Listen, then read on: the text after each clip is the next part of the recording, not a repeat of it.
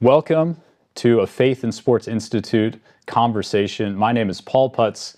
I serve as the director of the Faith and Sports Institute at Baylor's Truett Seminary, and I'm excited to have with me today Brian and Linsey Smith.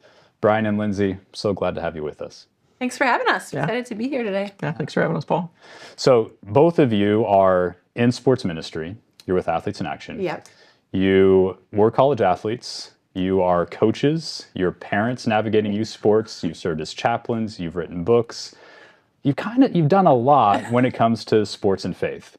But let's go back to when that all began. And maybe, Linsey, we'll start with you. Sure. Where did these connections between sports and faith start for you? And how did you grow into just moving into what you do now? Yeah, so for me, sports were never a part of my childhood. Didn't play sports. My father wasn't involved in our lives. My mom wasn't a sports person. So sports were not part of my growing up. But I did decide to try out for some sports in middle school and got cut from every team. Cheerleading, volleyball, basketball.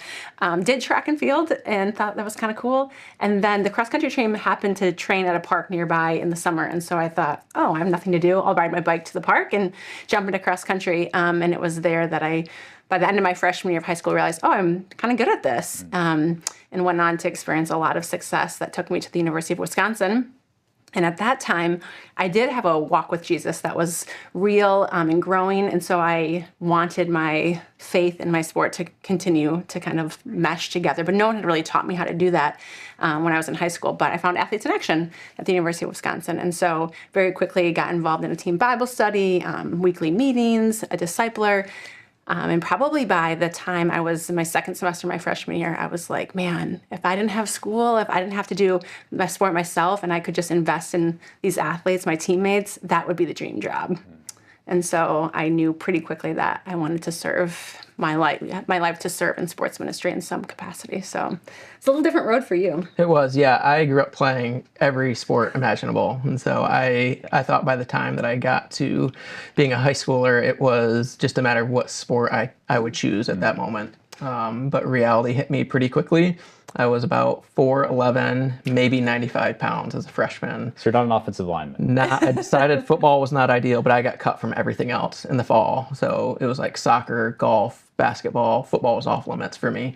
And I got cut from everything and just had this like identity crisis of I used to be Brian, the athlete. Now what am I going to be? And so my entry into sports ministry was my freshman year because I got cut from basketball and that was one of my first loves. I talked to our church pastors and I was like, let's start a church league a church basketball league, and we can invite everybody that gets cut from all these sports, and then at halftime somebody can share their testimony or share the gospel. And so we called it the BBA, the Blythefield Basketball Association. We had maybe 30 kids the first year. In 30 years later, It's like still going on right now. There's like 300 kids in the community. They actually have people who don't play purposefully for their high school teams because they would rather play in this league. And it was the first time I saw like, okay, there is something to faith and sport integration, but it was limited to at halftime, we bring Jesus in. And even later as a cross country and track runner, it was like, okay, before I step to the line, I have a verse on my shoe and I'll say a prayer, but that was the extent of integration. It was then I'm off running, God kind of takes a back seat, but then when I'm done, praying again.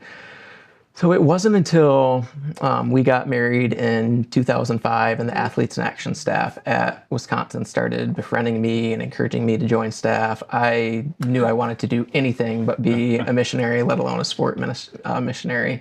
I actually did some college coaching at Wisconsin and really thought God passioned me for that. I love the idea that you can train people, you can encourage them, then you can actually see results when they're actually racing and competing.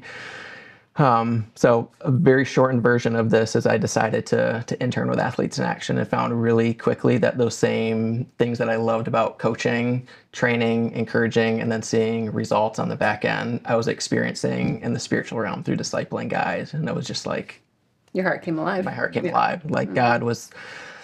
Coaching was almost my seminary, prepping me for sports ministry, just seeing those things come to life. So you two are doing sports ministry together. Is this right after college? Yeah. What is that like in those early years as you're, figuring out what is this like? Oh man, I feel bad for our trainers because we were zealous and passionate, and we had been in sports. Well, I had been in sports ministry context since I got to college. You kind of dabbled in it as a college athlete yourself, but so I interned for 2 years, and then I finished my master's in social work while he interned. '09, we joined staff and got sent to Duke in North Carolina to get trained under some amazing senior staff. But we were like, we know what we're doing, let's go. And so we had some hard conversations with our trainers because they wanted to hold us back and develop us and train us. And I was like, there are people to reach. We have to go after the mission. And so, we were pretty eager just to launch new initiatives, launch more Bible studies, start discipleship chains. We had seen a growing movement at Wisconsin, in large part because it had a 30-year history really before we had got there and started. So we were kind of grandfathered into this ministry. This is how you do it. This is how it's done. And so when we got to Duke in North Carolina, we thought it was almost like a vending machine. Well, you just hit A7, and then you're always going to get a spiritual movement. And we found out really quickly that there's a lot of nuance in sports ministry, and what worked within the context of an athletic department at Wisconsin was going to be different. It was going to need to be different than what's going on at Duke or even at UNC. And so it was, I don't know if we learned that lesson in the moment. It wasn't until like 5 or 10 years later we were like, wow, we were a little idealistic, prideful, maybe a little punkish. It took some time to realize that for sure.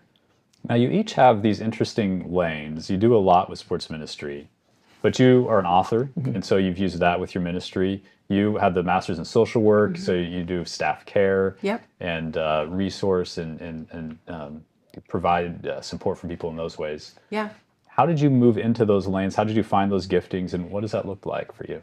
Yeah, so we kind of thought we were lifers with the Badgers. Like, we thought we would just do campus ministry until there was a older staff couple with crew who had done University of Wisconsin crew their whole lives. And so when we onboarded, they did our interview, they were like in their late 60s and like, that's our story. That's what we want to be true of us.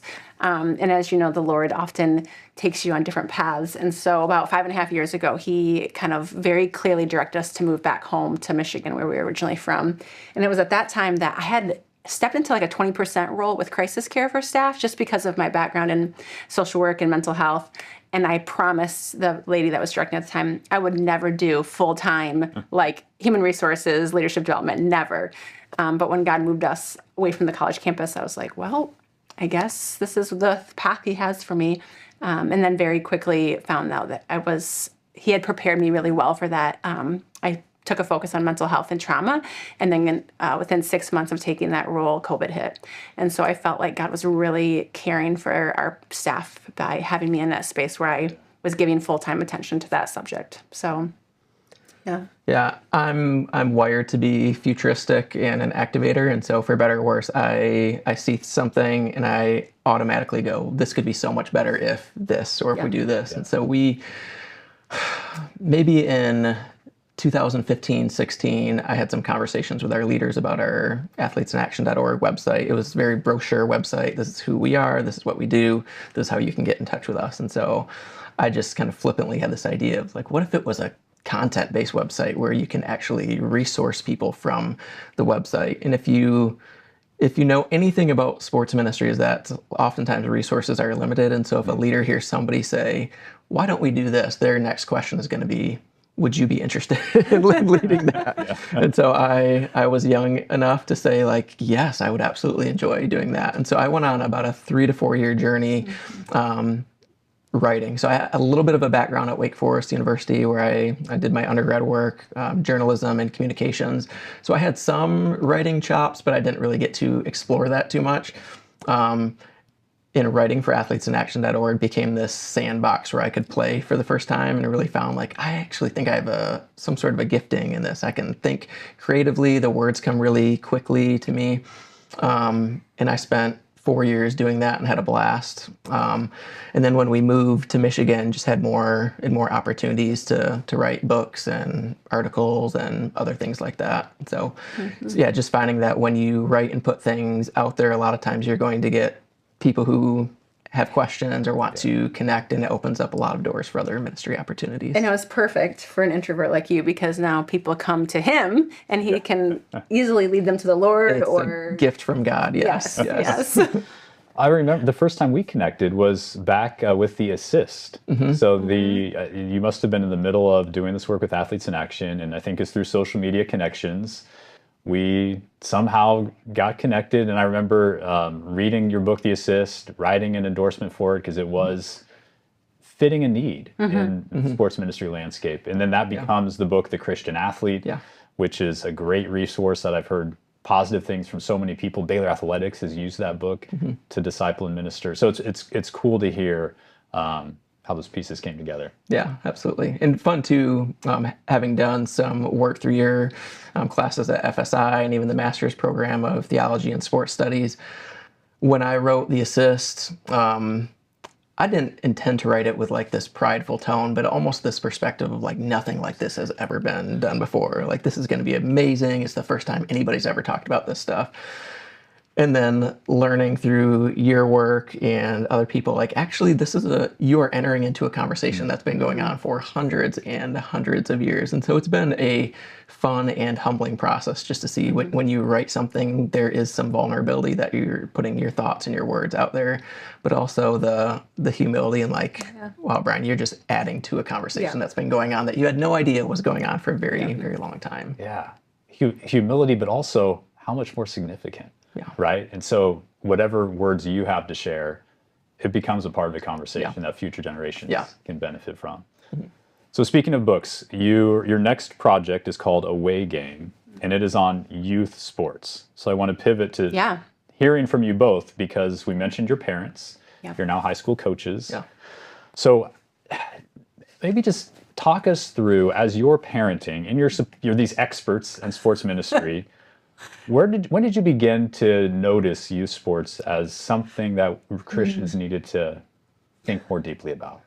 First time we stepped into a youth sports gym. It didn't take long. And I always have to hold myself back from wanting to approach other parents, being like, no, do you know what you just said to your child? Like, do you know how scarring those words could possibly be? Yeah, I think the first time I really realized it was coaching my son in, I don't know if it was he was in third grade or fourth grade in football, and he had a moment where he had an opportunity to win the game for the team, and he dropped a pass. It actually got intercepted, bounced off his helmet, got intercepted. And I went up to him afterwards. He's at the middle of the field, tears in his eye, which is not abnormal for him. I was the same way. I would cry after I lost. I don't do that anymore. But he looked up at me. I was like, buddy, what's going on? You played a great game. And he said, Josh is being a real bummer. He didn't say bummer.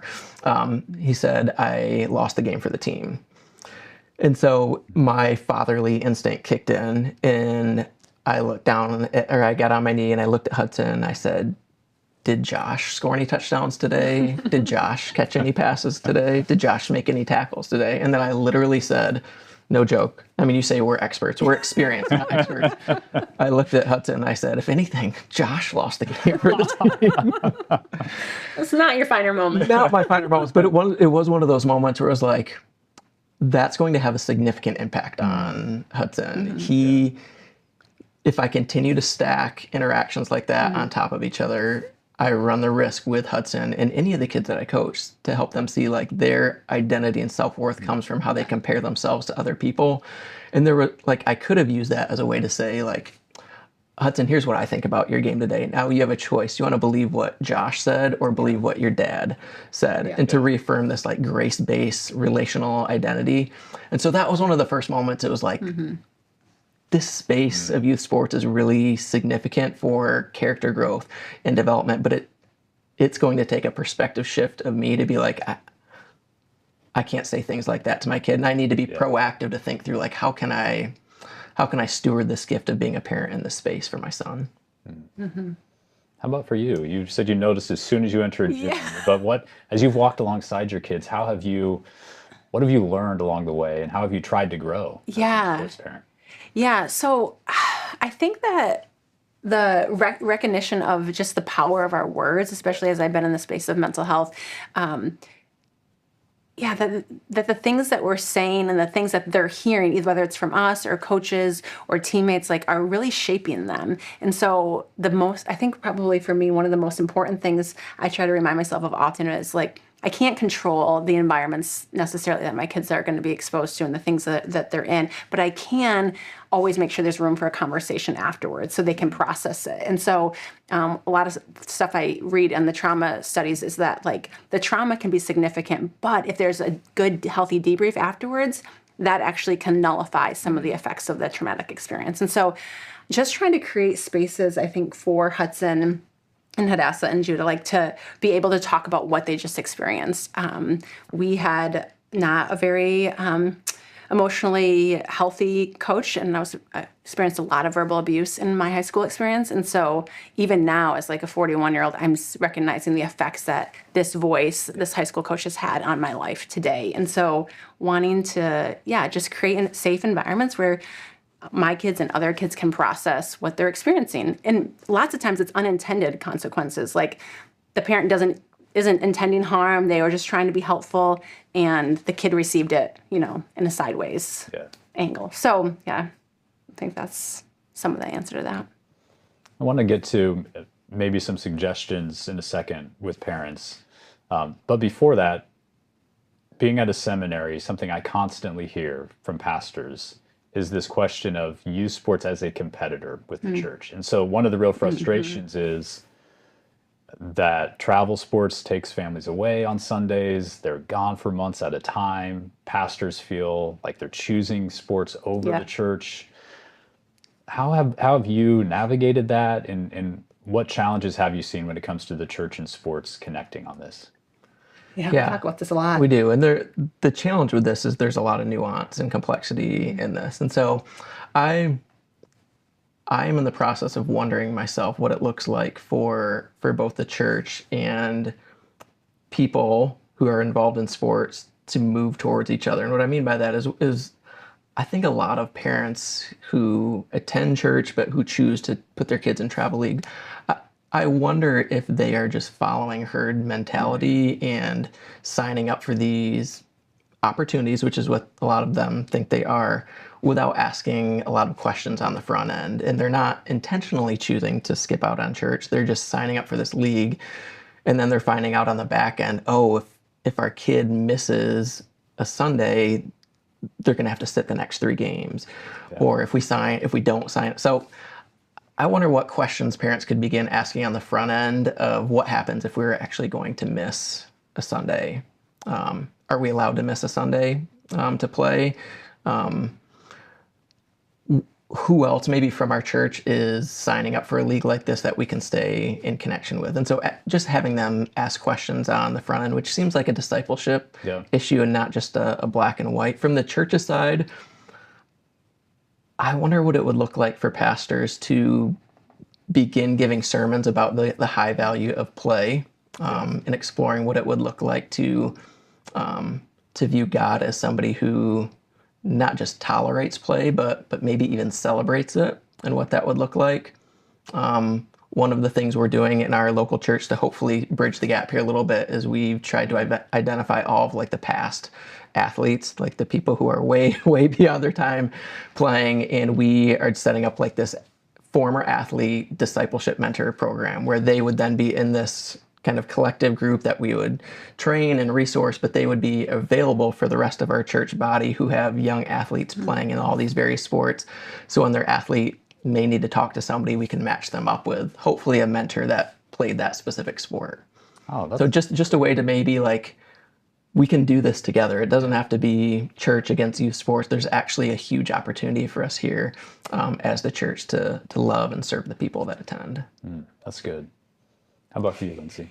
Yeah, I have evangelism is like one of my spiritual gifts and just burdens my heart a lot. And so being in the youth sports arenas, gyms, fields, I'm like, there's such an opportunity. Like I remember the first time we were at youth football and all the parents just wait around during practice while their 3rd and 4th graders are practicing. And I'm like, this is an opportunity like to build relationship and have connection and get to know these families in my community. But no one was really talking to each other. And so just wondering, even how do we equip the church to say, like, when you're sitting at a volleyball tournament all day long, like, is there a way that you could be proactive in thinking through, how could I engage that family, or how could I build a relationship with the other mom? But again, that takes intentional thought and preparation and training. Yeah. And if people haven't experienced discipleship like I did in college, or haven't been a part of a mentoring program, or don't have a mentor themselves, like, it's a lot to ask of a parent with a busy schedule to be thinking others focused and kingdom minded, and they're just trying to survive and get to the next event. And so, yeah, we need to do it together. And yeah, we had an opportunity a couple weeks ago. Our son's Hudson's wrestling, and he had a really good tournament. It was on a Saturday. We usually attend church on a Saturday night.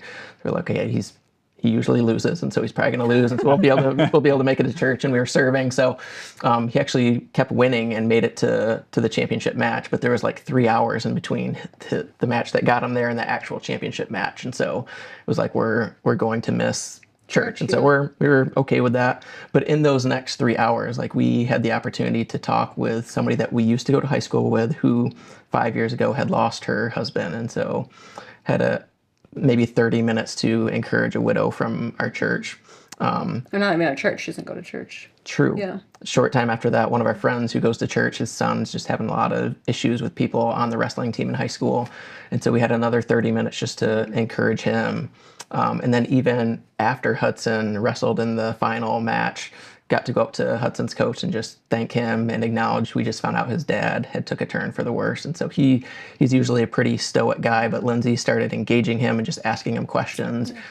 And he was just speaking matter-of-factly, and then all of a sudden turned and he just started crying and needed a hug. And so it was one of those, like, okay, we usually would hightail it out of there and make our way to church, but we had the opportunity to be the hands and feet of the church in that environment, which in a way that God only does, put us in front of those people, but without training and forethought and to be able to see and accountability with each other. Yeah. How many more of those opportunities are available if we can train our people well and encourage them to do it? Yeah. Well, there's so few spaces in culture now where there's downtime. Yeah. Where you're not, okay, I'm going to be on my phone, I'm going to find content, I'm going to go do something else. Sports does give you time just to be around. And I think I like what you said about preparation, preparing yourself so that when the moment comes, you can be ready. And then the mission piece, right? The church is ultimately, it's a gathered and sent community, right? You gather so that you can be sent. Yes. That's the whole point. Yes. We're out, we're not just here on our Sundays or Saturday nights, you're in the community. So youth sports, in the way you both have articulated this, is a mission field. Absolutely. And the church should be present there. And especially because it has sort of hijacked the family, and it's kind of hijacked the normal Sunday service. So we can't undo that. Like, that's happened. So how do we engage where culture is at, which would be in these ways of being prepared. Yeah. Okay, this is a great transition because we want to get some tips. So as we close, let's imagine there's a parent, maybe they're a new parent, maybe soon to be parent. Maybe they have kids who are about to enter youth sports. And they come to you and they're asking, what should we know? What do you wish you knew? What are some tips that I can do? What are some, maybe it's resources, maybe it's some practices you should develop. How would you disciple or encourage a Christian parent as their kids are starting youth sports? Man, wouldn't you say the first thing is to figure out your family values? Yeah, that'd probably be good. Yeah, because if you can communicate what your values are as a family, like what do you want to be true of your family, then when you get opportunities like the AAU travel ball or something, then you can say, okay, these are our values. Like, what will this travel team do to these values? Like, will it support them? Will it tear them down? And that's different for every family. Like, every family has a different financial budget for that. Every family has a different support system or different jobs. And so it's not going to look the same as it does maybe even for your best friend's family. But knowing what your values are and what your family's needs are, I think would be really important. Yeah. I would encourage them that they have a front row seat to see their kid experience every possible emotion in sport. And then they get to be the ones to process with them afterwards. And so to help them understand, you have an opportunity to to watch them in ways that you normally are not privileged to do that. So our kids come home from school every day, and the question is, how was school? Good. And we don't really know what happened at school, who they sat next to, Without drawing them out. who bullied them, who did they bully. Like, but in sports, we get to see everything, and we get to see how they respond to it. And so if we're watching with eyes to see, how did Hudson respond when the ref made that call at him, and just taking inventory of like all these little moments that we're seeing in sport, those are discipleship opportunities that we're getting with our kids that are huge opportunities for us to have and take advantage of. And so I would say, one, look for things beyond just performance markers, and look for things beyond just athletic ability and wins. Like, yeah, those are great, and celebrate them. But sports gives you this really fun opportunity to see your kid in the highest of highs and the lowest of lows, and then to process stuff with them at a practical level. One thing that I've started to really do for our kids is just be silent. And this is hard because you have to like fight the urge to not judge other people. But what happens is you begin to take inventory of everything that everybody says, and you realize like this is a really, really high anxiety producing environment that kids are in. And when you're just stopping and taking inventory of everybody else's words and the intensity of the environment, it allows you just to maybe have some compassion and put yourself in your kid's shoes. And again, those wondering question of like, I wonder how they're feeling in this environment. Like, I wonder how they felt when their coach or this other parent yelled at them to do this. And it's all just incredible opportunities for discipleship. Another really practical thing as a parent, like we call them focal points. And so it could be something like a wristband that I'm wearing that I'm taking into these environments where I'm a parent, and I know my own propensity in sports just to say things that maybe I shouldn't.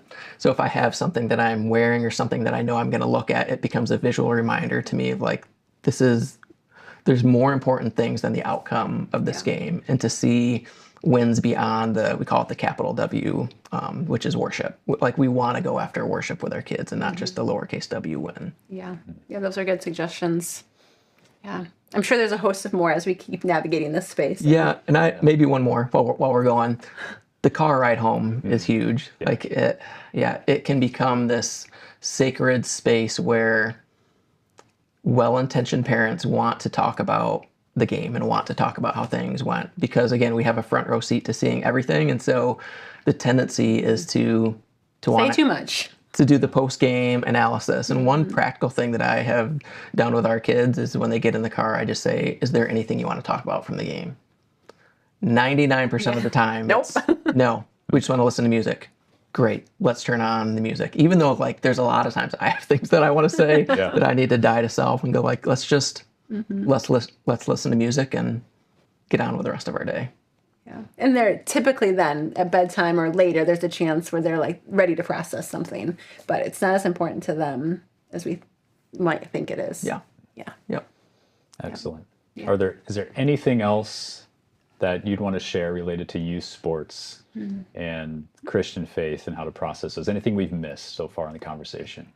I just would highlight like how important the conversation is, because having worked with college students for 15 plus years and now with pro athletes, it's like, man, if we could develop them sooner and not have to undo all of this wiring, and man, we would just be giving them a better opportunity to succeed and flourish as human beings. Like, so it just feels really urgent because youth sports is exploding, and what that means, these negative thought patterns and these negative ways of interacting and these identity markers and stuff are only going to be ingrained even more in the future college pro athletes. And then as sports ministers, we are going to try to walk all of that back when they've, been doing it since they were 6. And so it feels really important.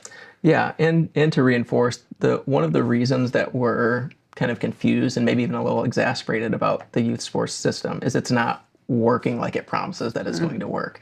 And so 70% of kids quit sports by the time they're 13 years old. And so despite all the money and the opportunities and the leagues and the teams and the trainings that we're giving athletes, before they're 13, 70% step away, which is crazy. So before they even have a chance to go through puberty and hit their athletic potential, we burnt them out. We burn them out.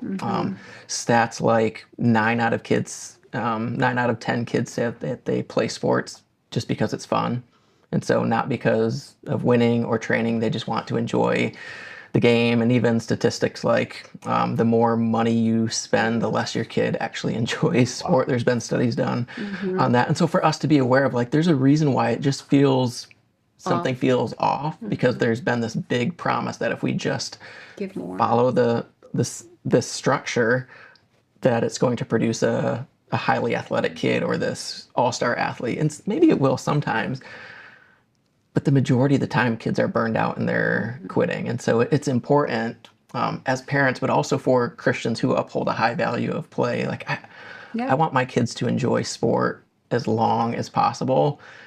So what the statistics tell me is I probably need to do things a little bit different as a parent with my kids involved in sport. That's a great ending point.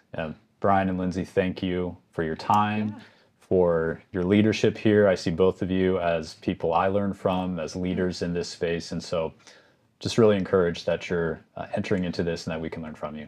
Thanks for having us. Yeah, thanks, Paul. Thank you. For those of you who are watching or listening, we'd encourage you to check out thechristianathlete.com, which is Brian Smith's website.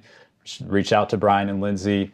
There's a new book, Away Game, which dives into the question of youth sports and Christian parents, co-written with Ed Uzinski and Brian. You can check out the Faith and Sports Institute. We have resources as well. And find out what's happening locally. I think one of the most important things with any of these questions, no one person or organization has it figured out. And so if we can be in conversation, if we can be in community together, we're going to learn from one another, and I think we'll figure things out together. So let's keep tackling this question of youth sports, and let's do it together.